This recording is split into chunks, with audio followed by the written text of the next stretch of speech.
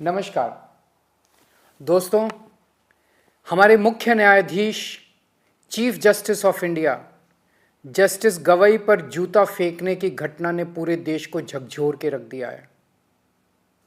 एक शख्स ने हमारे देश के चीफ जस्टिस गवई पर जूता फेंकने की कोशिश की। इसके बाद सोशल मीडिया पे जस्टिस गवई को मारने, पीटने और न जाने किस किस तरह की हिंसा करने की ढेरों धमकियां दी जाने लगी। अलग अलग तरीके से उनका अपमान किया जाने लगा। इन लोगों ने ना ही जूता फेंकने वाले के खिलाफ कोई कार्रवाई की और ना ही धमकियां देने और अपमान करने वालों के खिलाफ इन लोगों ने कोई कार्रवाई की। ऐसा लगा जैसे ये सब एक सुनियोजित, सिस्टमैटिक तरीके से किया गया एक षड्यंत्र है। इस घटनाक्रम के जरिए इन लोगों ने समाज के दो तबकों को बहुत कड़ा संदेश देने की कोशिश की है, एक दलित समाज और दूसरी न्यायपालिका। जस्टिस गवई दलित समाज से आते हैं। इन लोगों को यह बिल्कुल बर्दाश्त नहीं हो रहा कि दलित समाज से कोई व्यक्ति अपनी मेहनत और लगन से न्यायपालिका की टॉप पोस्ट तक कैसे पहुंच गया।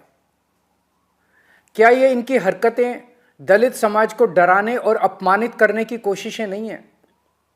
इसके बाद एक आम दलित किससे न्याय की उम्मीद करेगा?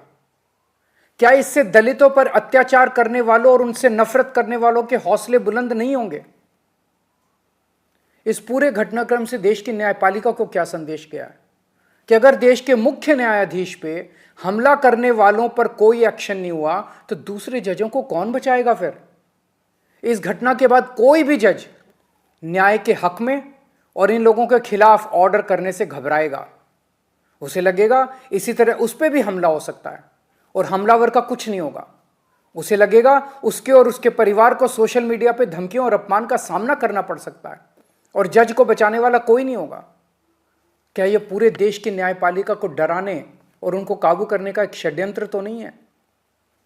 जूता फेंकने वालों को और चीफ जस्टिस को धमकियां देने और उनका अपमान करने वालों को ऐसी सख्त सजा दी जाए कि भविष्य में कोई न्यायपालिका के खिलाफ खिलवाड़ करने की हिम्मत ना कर सके।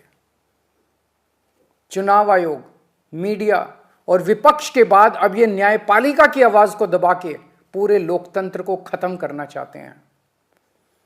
न्यायपालिका की स्वतंत्रता हमारे देश के अस्तित्व के लिए अहम है।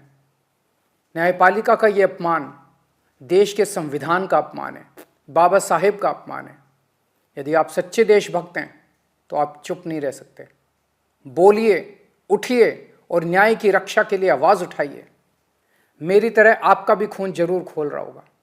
जय हिंद।